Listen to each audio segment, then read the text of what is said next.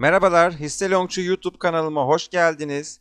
Haftalık ucuz hisseler strateji videomuzla tekrardan birlikteyiz arkadaşlar. Bildiğiniz gibi her cumartesi günü bu stratejiye uygun olan hisseleri belirleyip hafta hafta takip ediyoruz. Stratejimizi şöyle kısaca bir hatırlatmak gerekirse haftalık grafikte çalışıyoruz arkadaşlar. Williams yüzde aralığı indikatörünü kullanıyoruz. Şu en altta gördüğünüz indikatör Williams yüzde aralığı indikatörü. Bu haftalık grafikte Williams yüzde aralığı indikatörü şu altta gördüğünüz kırmızı kesik çizgi eksi 90 seviyesinin altındaysa topluyoruz. Eksi 90 seviyesinin üzerine attıktan sonra haftalık kapanışlarda ve toplamayı bırakıyoruz arkadaşlar. Mesela EKGO hissesi üzerindeyiz şu anda. Burada 3 hafta boyunca toplamamızı yapmışız. Sonrasında eksi 10 seviyesinin üzerine atmasını bekliyoruz. Şu üstte gördüğünüz kesik çizgi eksi 10 ve eksi 10 seviyesinin üzerine attıktan sonra uyumsuzluk arıyoruz arkadaşlar. Uyumsuzluktan şunu kastediyorum. Mesela şuradan örnek vermek gerekirse bakın şu haftadan 19 Aralık 2022 haftasından 26 Aralık 2022 haftasına geçtiğimizde fiyatın yükseldiğini görüyorsunuz. Fakat Williams yüzde aralığı indikatörü gördüğünüz gibi yönünü aşağı çevirmiş. Bu tip durumlarda elimizdekilerin yarısını satıyoruz arkadaşlar. Ve sonrasında eksi 40 seviyesinin altında bir haftalık kapanış geldiğinde de elimizdekilerin tamamını satıyoruz. Bakın bu hafta itibariyle EKGO hissesinde eksi 40 seviyesinin altında bir kapanış geldiğini görüyoruz. Ve elimizdekilerin tamamını satıyoruz arkadaşlar. Şöyle baktığımızda da %59.71'lik bir kar ile EKGO hissesini satmış olduk arkadaşlar. Evet, şimdi bu stratejide kullandığımız Williams yüzde aralığı indikatörünün ayarlarını şöyle bir göstereyim. Şu şekilde yazılıyor arkadaşlar. Williams yüzde R.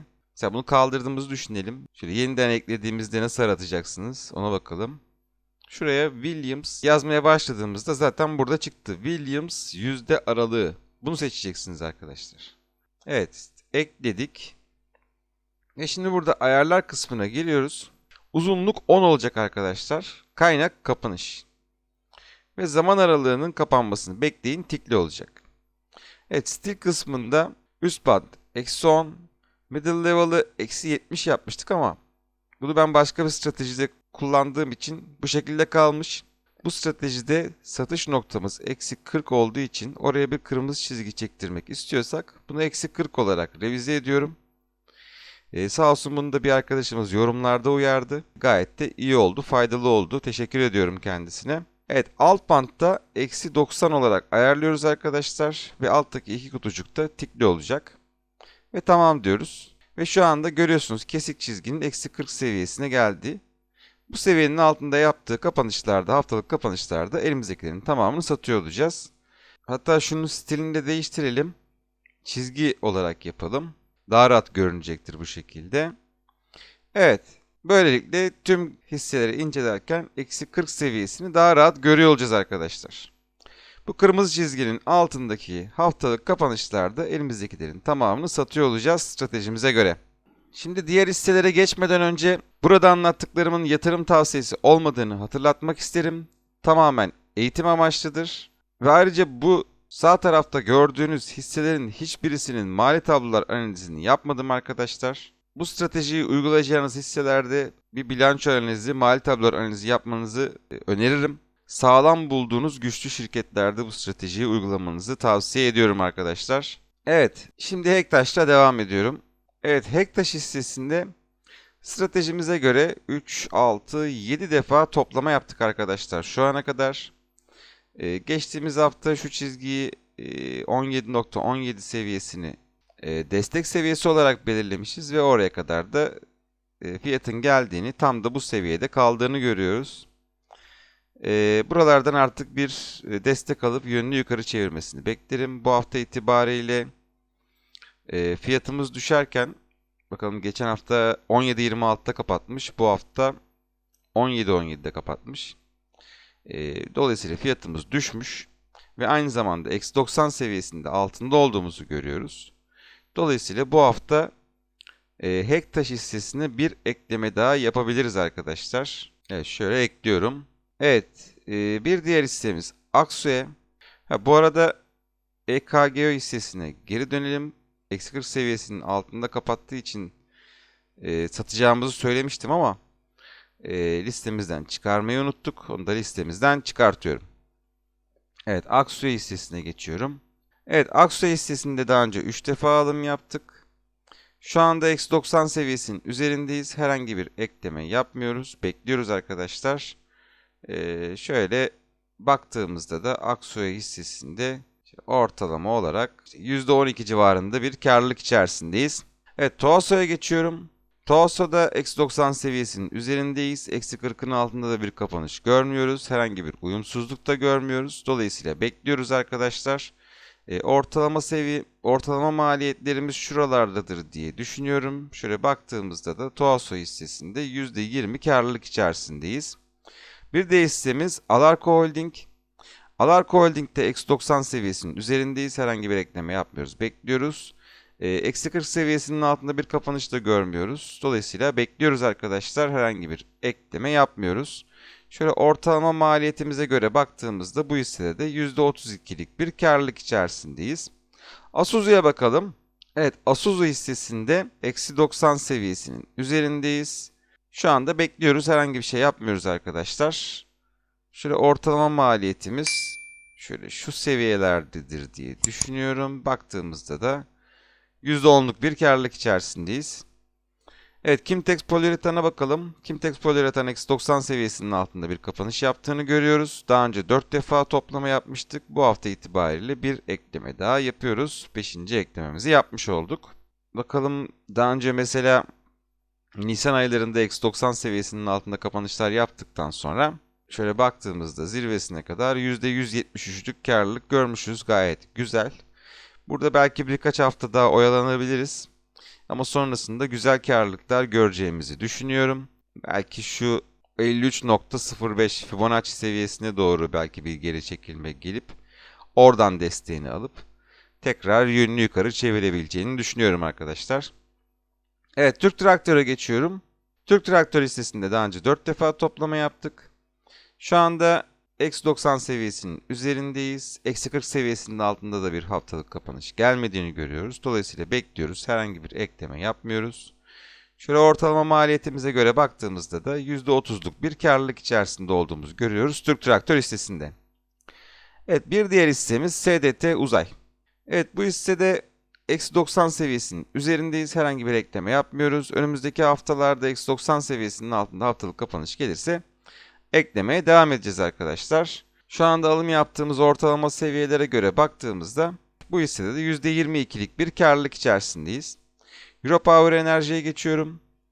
Europower Enerji eksi 90 seviyesinin altında haftalık kapanış yaptığını görüyoruz. Dolayısıyla bir alım daha ekleyebiliriz. Aynı zamanda tam da 150.1 seviyesindeki Fibonacci desteğinde yapmış kapanışını. Buralardan destek alıp yönünü yukarı çevirebileceğini düşünüyorum. Birlikte takip ediyor olacağız arkadaşlar. Her hafta cumartesi günü birlikte bakıyoruz. Evet, bir diğer hissemiz Smart Güneş Enerjisi. Smart Güneş Enerjisi hissesinde geçtiğimiz hafta bir ekleme yapmıştık. Bu hafta eksi 90 seviyesinin üzerine atmamış. Fiyat düşerken Williams yüzde aralığı indikatörü yönünü yukarı çevirmiş. Buralardan dönebileceğini düşünüyoruz bu hissenin. Bir ekleme daha yapıyoruz arkadaşlar. Eksi 90 seviyesinin altında ve düşüşle kapattığı için kaç eklememiz oldu? 2, 4, 5, 6, 7. eklememizi yapmış olduk arkadaşlar. Bakalım, daha önce bakın Mayıs 2023 senesinde Mayıs ayında birkaç defa eksi 90 seviyesinin altında kapanış yaptıktan sonra şöyle bakın gayet güzel bir yükseliş geldiğini görüyorsunuz. %219'luk. Şöyle birkaç hafta sonra bu eksi 90 seviyesinin üzerine attıktan sonra tekrardan güzel bir yükseliş gelmesini beklerim arkadaşlar. Birlikte takip ediyor olacağız. Bir diğer hissemiz Gesan. Evet, Gesan'da da bu hafta eksi 90 seviyesinin altında kapanış geldiğini görüyoruz. Dolayısıyla bir ekleme daha yapabiliriz arkadaşlar. Daha önce 6 defa ekleme yapmıştık. Bu hafta yaptığımız eklemeyle birlikte 7. eklememizi yapmış olduk arkadaşlar. Eksi 90 seviyesinin üzerinde haftalık kapanışlar geldiğinde eklemeleri bırakacağız. Şöyle mesela geçen sene Mayıs ayında birkaç defa aynı şekilde bu hissede de eksi 90 seviyesinin altında kapanışlar geldikten sonra %131'lik güzel bir yükseliş geldiğini görüyoruz. Burada da birkaç hafta içerisinde eksi 90 seviyesinin üzerine attıktan sonra aynı şekilde güzel bir yükseliş gelmesini beklerim. Bir diğer hissemiz EİS Eczacıbaşı. Burada daha önce 3 defa toplama yaptık. Şu anda eksi 90 seviyesinin üzerinde. Herhangi bir ekleme yapmıyoruz. Bekliyoruz. Eksi 40 seviyesinin altında bir haftalık kapanış gelirse elimizdekilerin tamamını satıyor olacağız arkadaşlar. Şu an alım yaptığımız seviyelere göre baktığımızda %28'lik karlılık içerisindeyiz. Alfas'a bakalım. Daha önce 5 defa alım yaptık. Bu hafta itibariyle eksi 90 seviyesinin altında bir kapanış geldiğini görüyoruz ve 6. eklememizi Alfas hissesi için ekliyoruz arkadaşlar. Evet, şöyle yakınlaştırdığımızda baktığımızda şuradaki 86.80 seviyesindeki Fibonacci desteğinden destek aldığını görüyoruz. Oralardan bir dönüş yapabilir arkadaşlar. Birlikte takip ediyor olacağız. Evet, Şubat ayında 2023 Şubat ayında birkaç defa eksi 90 seviyesinin altında kapanışlar yaptıktan sonra gayet güzel bir yükseliş yaşamış. %795'lik. Belki birkaç hafta daha bizi burada bekletebilir. Eksi 90 seviyesinin üzerine attıktan sonra tekrardan güzel bir yükseliş gelmesini beklerim arkadaşlar. Bir diğer hissemiz Ahgaz. Evet, Ahgaz hissesinde daha önce 3 defa toplama yaptık. Şu anda eksi 10 seviyesinin de üzerinde olduğunu görüyoruz. Bakalım, herhangi bir uyumsuzluğumuz yok. Bekliyoruz arkadaşlar. Şöyle baktığımızda alım yaptığımız seviyelerden bu hissede %31'lik bir karlılık içerisindeyiz. Enerjisa'ya geçiyorum. Enerjisa'da eksi 40 seviyesinin altında haftalık kapanış geldiğini görüyorsunuz. Dolayısıyla elimizdekilerin tamamını satıyoruz arkadaşlar stratejimize göre. Şöyle alım yaptığımız seviyelerden baktığımızda Enerjisa hissesinde %25'lik bir karlılıkla bu hisseden çıkıyoruz arkadaşlar ve listemizden çıkartıyorum. Evet, bir diğer hissemiz İzdemir Enerji. İzdemir Enerji eksi 90 seviyesinin altında bir haftalık kapanış yaptığını görüyoruz. Dolayısıyla ilave alım yapabiliriz arkadaşlar. Şu anda 5. alımımızı yapmış olduk İzdemir Enerji hissesinde. Belki birkaç haftada toplama yaptıktan sonra sonrasında güzel bir yükselişin gelmesini beklerim. Şurada Fibonacci desteğimiz var 25.06 seviyesinde. Belki buralara kadar geri çekilip buradan desteğini alıp yönünü tekrar yukarı çevirebilir arkadaşlar. Birlikte takip ediyor olacağız. Bir diğer hissemiz Anadolu Hayat Emeklilik. Anadolu Hayat Emeklilik hissesinde daha önce 2 defa toplama yaptık. Şu anda eksi 40 seviyesinin üzerindeyiz. Herhangi bir ekleme yapmıyoruz. Bekliyoruz. Eksi 40 seviyesinin altında haftalık bir kapanış gelirse elimizdekilerin tamamını satıyor olacağız. Şu anda %26'lık bir karlılık içerisindeyiz bu hissede. Bir diğer hissemiz Vestel. Evet, Vestel hissesinde de eksi 40 seviyesinin üzerindeyiz şu anda. Herhangi bir ekleme yapmıyoruz. Bekliyoruz arkadaşlar. Daha önce 3 defa alım yaptık. Şöyle ortalama maliyetimize göre baktığımızda Vestel hissesinde de %64'lük bir karlılık içerisindeyiz. Eksi 40 seviyesinin altında bir haftalık kapanış gelirse elimizdekilerin tamamını satıyor olacağız. Bir diğer hissemiz Miatek. Evet, Miatek hissesinde daha önce 3 defa alım yaptık. Şu anda eksi 40 seviyesinin üzerindeyiz. Elimizdekileri satmıyoruz. Bekliyoruz arkadaşlar. İlave bir alım da yapmıyoruz. Şöyle alım yaptığımız ortalama seviyelere göre baktığımızda şu anda %95'lik bir karlılık içerisindeyiz Miatek hissesinde. Şöyle yakınlaştıralım. 66.85'te bir desteğimiz var. Kapanışı 69.85'te yapmış. Buralardan bir geri dönüp yönünü tekrar yukarı çevirebilir. Veyahut da bu 66.85 kırılırsa belki şu 58 seviyelerine doğru da düşüşün devamı gelebilir. Fakat buralardan artık ben desteğini alıp yönünü yukarı çevirmesini beklerim arkadaşlar. Birlikte takip ediyor olacağız.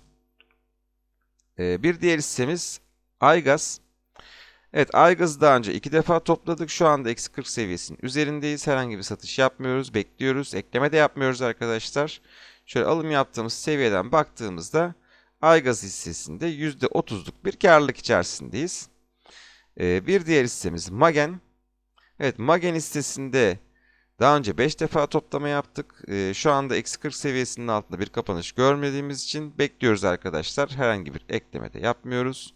Şöyle alım yaptığımız ortalama seviye şuralardadır diye düşünüyorum. Şöyle baktığımızda da %36'lık bir karlılık içerisindeyiz Magen hissesinde. Evet, Froto'ya geçiyorum. Froto'da daha önce 2 defa alım yaptık. Şu anda eksi 40 seviyesinin üzerindeyiz. Satış yapmayı gerektirecek herhangi bir durum yok. Şöyle alım yaptığımız seviyelerden Froto hissesine baktığımızda %54'lük bir karlılık içerisindeyiz. Gayet güzel. Evet, bir diğer hissemiz TAV Havalimanları. TAV Havalimanları hissesinde eksi 40 seviyesinin üzerindeyiz. Herhangi bir ekleme yapmıyoruz. Bekliyoruz arkadaşlar. Satışta yapmıyoruz. Eksi 40 seviyesinin altında bir haftalık kapanış gelirse elimizdekilerin tamamını satıyor olacağız. Ve şu anda %59'luk bir karlılık içerisindeyiz. Kocaer'e geçelim. Evet, Kocaer'de eksi 40 seviyesinin altında haftalık kapanış geldiğini görüyoruz. Dolayısıyla elimizdekilerin tamamını satıyoruz arkadaşlar. Kocaer hissesine şöyle alım yaptığımız seviyeden baktığımızda %87'lik bir karlılıkla Kocaer hissesini satmış olduk arkadaşlar stratejimize göre ve listemizden çıkartıyorum. Evet, bir diğer hissemiz Escort Teknoloji. Evet, Escort Teknoloji eksi 40 seviyesine çok yakın 39.60 seviyesinde kapanış yapmış. Eksi 40 seviyesinin altında kapanış yapmadığı için bekleyebiliriz arkadaşlar. Alım yaptığımız seviyelerden şöyle baktığımızda Escort Teknoloji hissesinde %97'lik bir karlılık içerisindeyiz. Eksi 40 seviyesinin altında bir haftalık kapanış gelirse elimizdekilerin tamamını satıyor olacağız arkadaşlar. Şu an herhangi bir ekleme yapmıyoruz, satışta yapmıyoruz. Bir diğer hissemiz KÖA Granit. KÖA Granit hissesinde daha önce 2 defa toplama yaptık. Şu anda eksi 90 seviyesinin üzerindeyiz. Herhangi bir ekleme yapmıyoruz. Bekliyoruz arkadaşlar. Şöyle alım yaptığımız seviyelere göre baktığımızda yani %2 ya da 3 civarında bir karlılık içerisindeyiz şu anda KÖA Granit'te.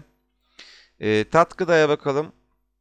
Evet, Tat Gıda'da geçtiğimiz hafta ilave bir ekleme yapmıştık. Daha önceki yaptığımız eklemeye ikinci eklememiz oldu bu. Bu hafta fiyat düşerken Williams indikatörü eksi 90 seviyesinin altında fakat yönünü yukarı çevirmiş gözüküyor.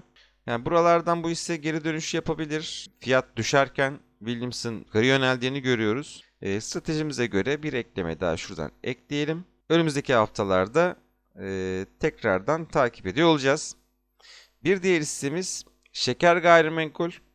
Evet, Şeker Gayrimenkul'le daha önce 2 defa toplama yaptık. Bu hafta eksi 90 seviyesinin altında bir kapanış daha geldiğini görüyoruz. Fiyatımız da düşmüş. Dolayısıyla bir ekleme daha yapıyoruz arkadaşlar. Üçüncü eklememizi yapmış olduk Şeker Gayrimenkul hissesinde. Şöyle daha önce ne zaman eksi 90 seviyesinin altında kapanışlar yapmış? Nisan-Mayıs aylarında birkaç defa yaptıktan sonra şöyle güzel bir yükseliş görmüşüz. %450'lik. Şöyle birkaç haftada belki bize toplama yaptırdıktan sonra tekrar yönünü yukarı çevirebileceğini düşünüyorum. Belki şu işte 3.15 seviyesindeki Fibonacci desteğine kadar geri çekilme yapıp oradan desteğini alıp yönünü tekrar yukarı çevirebileceğini düşünüyorum. Bir diğer hissemiz Kristal Kola. Evet, burada geçtiğimiz hafta ilk alımımızı yaptık arkadaşlar. Bu hafta itibariyle eksi 90 seviyesinin üzerine attığını görüyoruz. Dolayısıyla herhangi bir ekleme yapmıyoruz. Bekliyoruz arkadaşlar. Kristal Kola hissesinde de yine Mayıs aylarında, Nisan-Mayıs aylarında eksi 90 seviyesinin altında kapanışlar yaptıktan sonra %198'lik bir yükseliş yaşanmış. Burada da birkaç hafta belki ekleme eksi 90 seviyesinin altında kapanışlarla ekleme yaptıktan sonra güzel yükselişlerin gelebileceğini düşünüyorum. Bir diğer hissemiz Körfez Gayrimenkul. Evet, burada da geçen hafta ilk eklememizi yaptık. Şöyle VIX indikatörümüzde de dip çalışması başlattığını görüyoruz. Belki şuralara kadar işte 17.51 seviyelerine kadar bir düşüş yaşanıp oradan yönünü yukarı çevirebileceğini düşünüyorum. Şu an eksi 90 seviyesinin altında Williams indikatörü. Dolayısıyla bir ekleme daha yapıyoruz arkadaşlar bu hissede. İkinci eklememizi yapmış olduk. Bir diğer hissemiz RTA Laboratuvarları. Burada da -90 seviyesinin altındayken geçen hafta ilk eklememizi yaptık. Bu hafta itibariyle fiyat düşmüş olmasına rağmen Williams indikatörü yönünü yukarı çevirdi ve -90 seviyesinin üzerinde kapandı. Dolayısıyla herhangi bir ekleme yapmıyoruz arkadaşlar.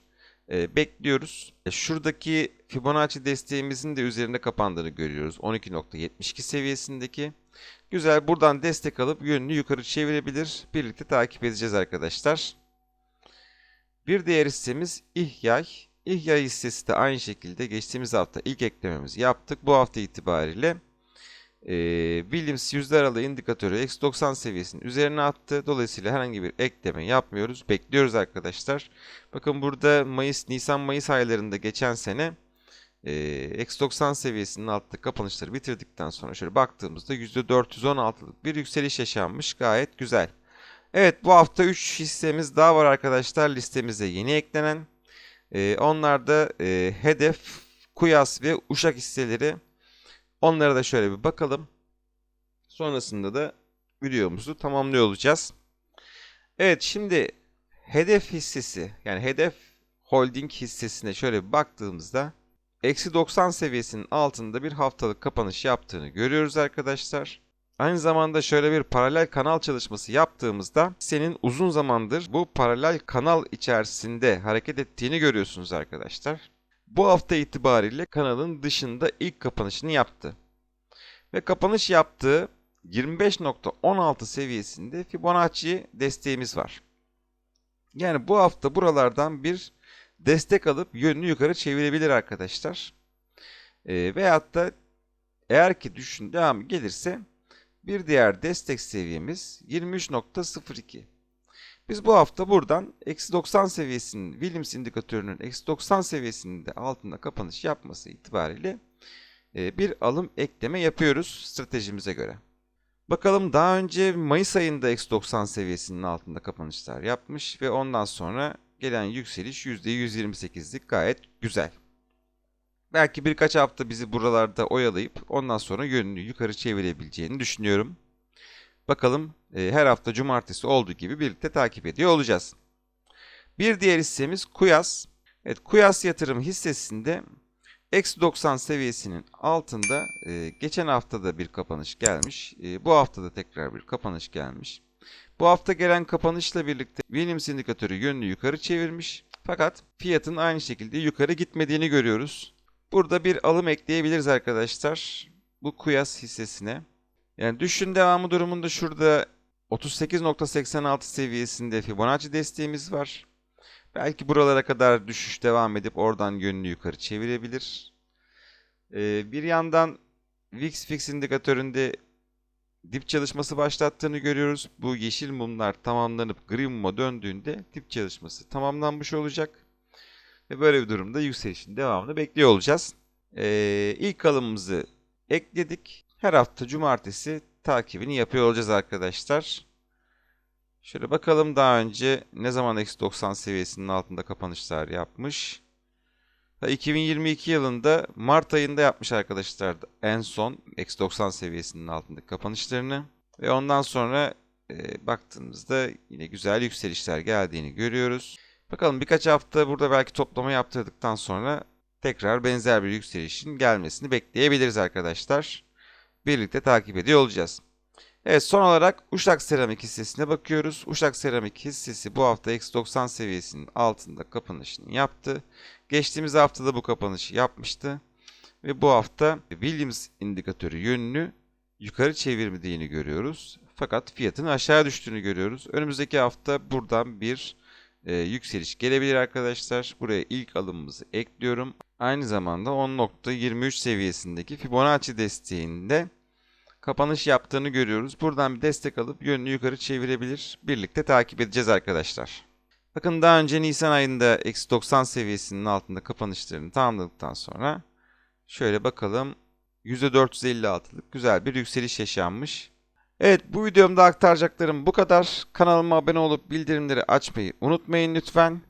Pazar günü her zaman olduğu gibi sizlerden istek olarak gelen hisselerin analizini yapacağım. Görüşmek dileğiyle.